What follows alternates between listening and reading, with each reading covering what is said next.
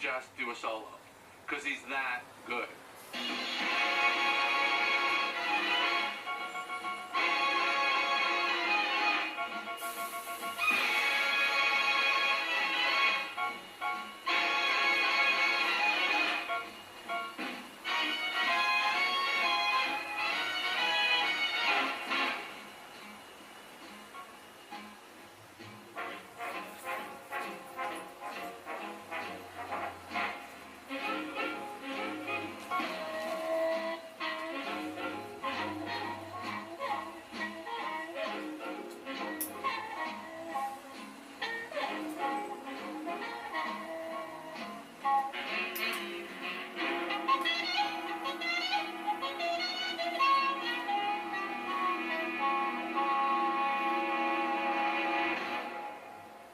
I did take one, print it.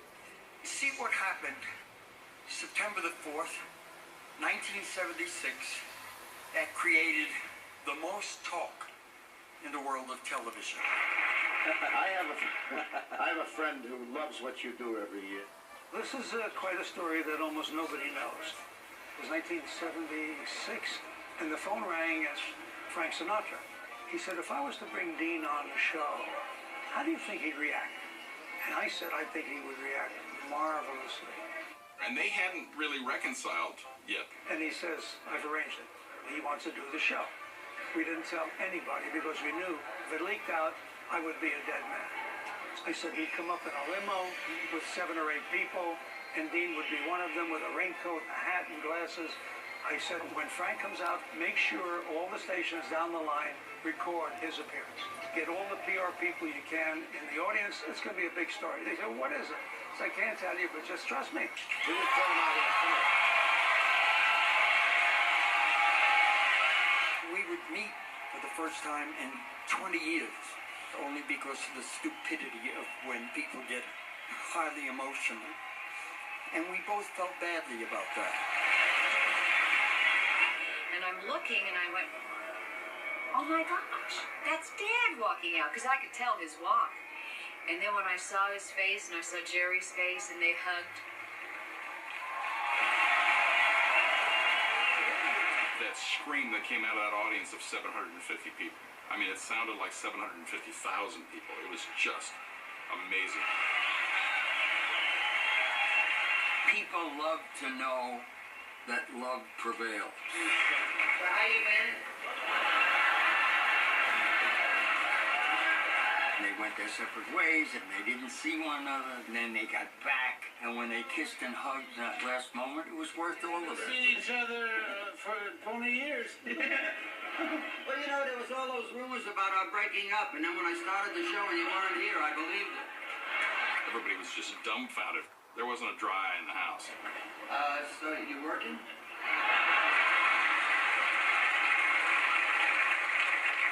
I love your movies. You're like the only thing my parents and I can agree on. What did you think of the Eddie Murphy movie, the Nutty Professor movie? I produced it. What do you think I thought of it? After you cashed the check, what did you think of it? It was my financial pleasure, I guarantee you. As a filmmaker, I've been inspired by Jerry, you know, and I did do one of my favorite movies of all time growing up was The Nutty Professor. When I got the chance to do that again, I was like, you know, this has to be incredible because of my love for this man as an artist. It was like, there's no way we do this movie and not, you know, crush it. He was able to look at Jekyll and Hyde and see that, hey, that's funny that you could be this double life and all that old stuff. That's what's really brilliant about Nutty Professor. I thought Eddie was extraordinary. I thought his character as Sherman Klump was an absolutely extraordinary character, and sweet. And it's another thing that's pioneered by Jerry, mixing sweet and funny. You don't see that until Jerry Lewis. You see funny, and you see madcap, and you see slapstick, but the characters are really sweet and funny. That's Jerry.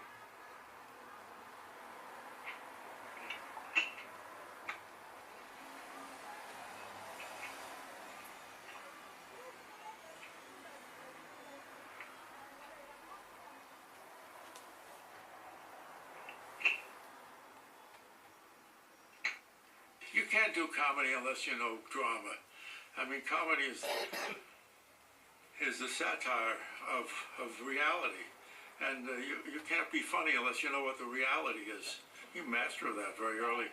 You may not believe this, but I was a very homely child. He was amazing. Amazing to work with. Really? Yes, my father suggested plastic surgery. Oh, yeah? When are you going to have it?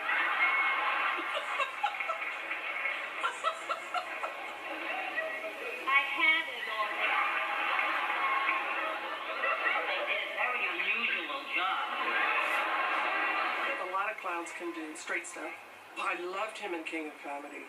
You go that far out, it's easier to bring it back in.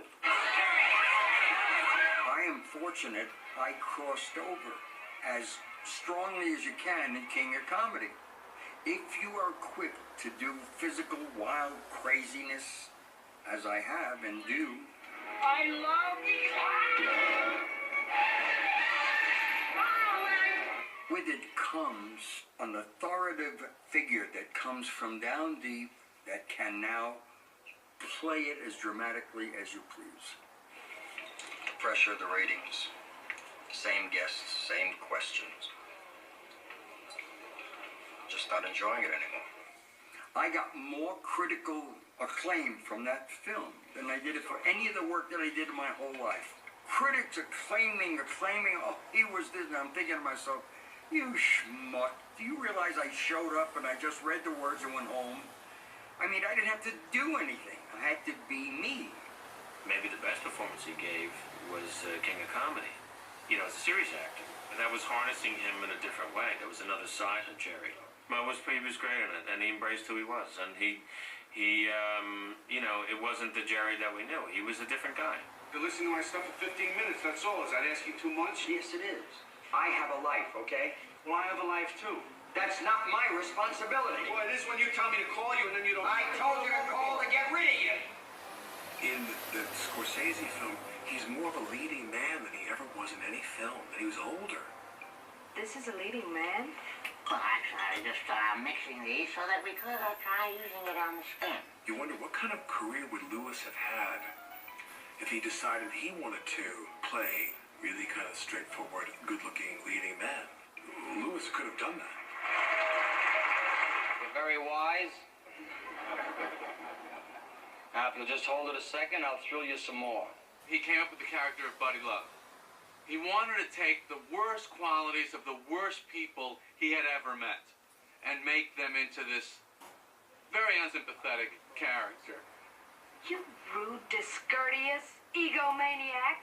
You're crazy about me, right? And I can understand it. Only this morning, looking in the mirror before shaving, I enjoyed seeing what I saw so much I couldn't tear myself away. Have some, baby? And he was shocked to find that a lot of young people loved Buddy Love.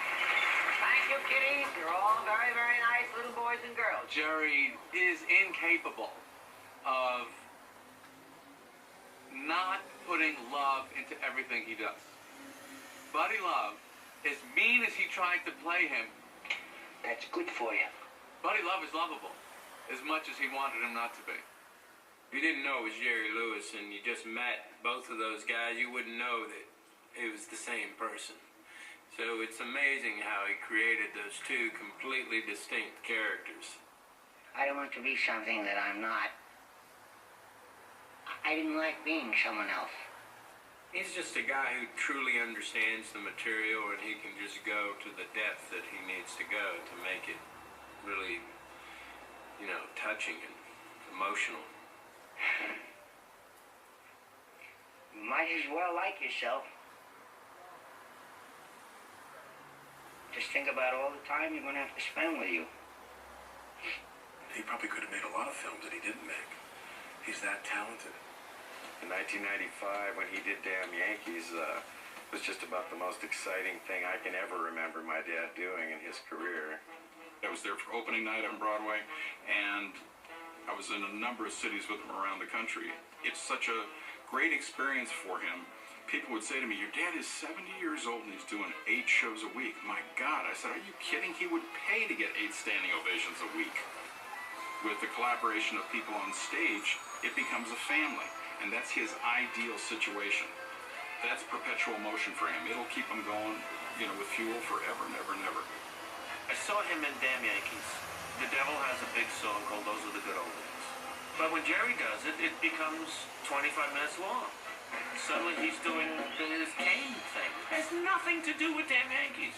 Throw me a cane, a cane for the and the canes are flying, and it's suddenly it's burlesque, and you might as well be seeing Chaplin. Sit there and enjoy for 20 minutes the genius of a guy who, is one of the few who can do this. So I went backstage, and I just looked down and I went, the canes. And he said, I know. What can you do? You have to, I got to. Paris match 1. Paris match 2. Paris match 3. Time magazine ran the most popular people in the world by appearance.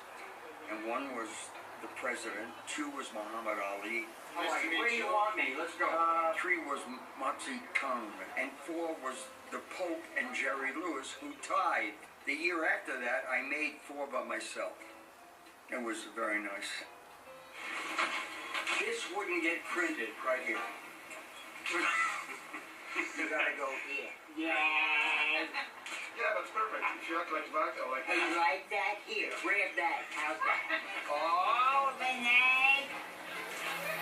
Wouldn't.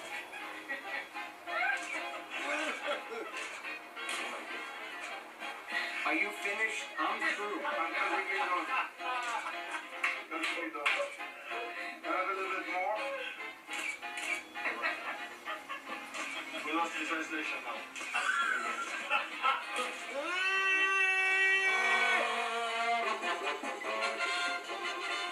The Nutty Professor inspired everything I did afterwards as far as my career.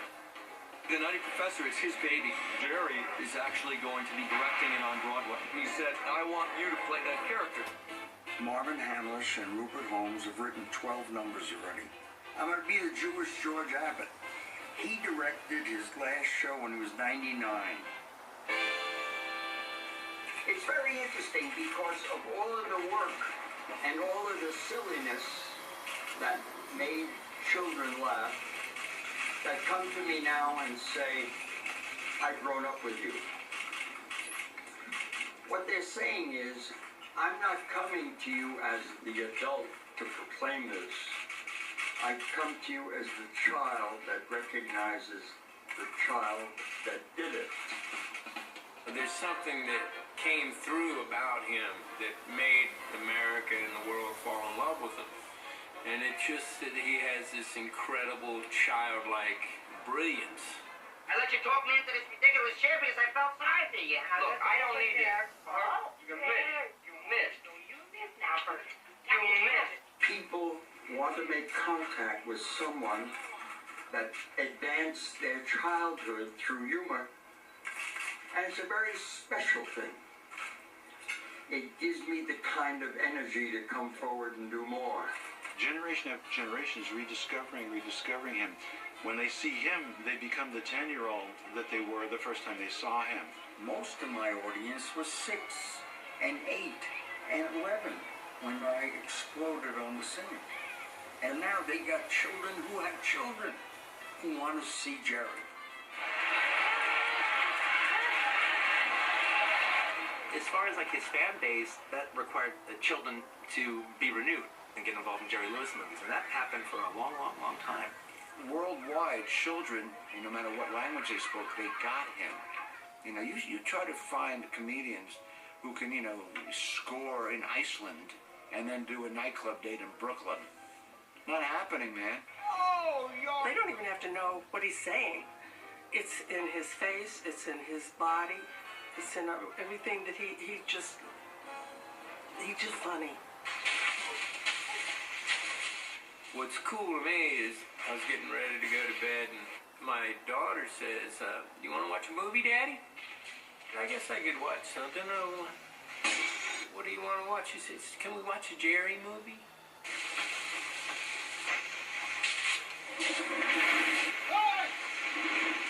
Can we watch Jerry Lewis? I was like, you bet we can.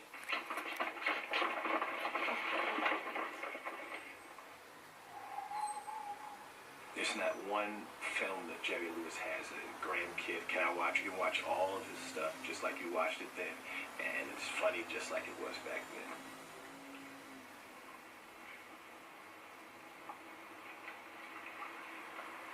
It's timeless, and it's accessible family entertainment forever and ever. If you look at those Homo sapien things, that's a monkey, then it's a guy walking this way. If it was comedy, it would be circus clowns, and then it would be the court jesters, and then it starts to this guy's walking, and it's Charlie Chaplin, then it's Harold Lloyd, then it's Keaton, and then there's Jerry, and he's walking on his ankles. He's just one of the great comedy directors, you know, of not only of his era, but of all time.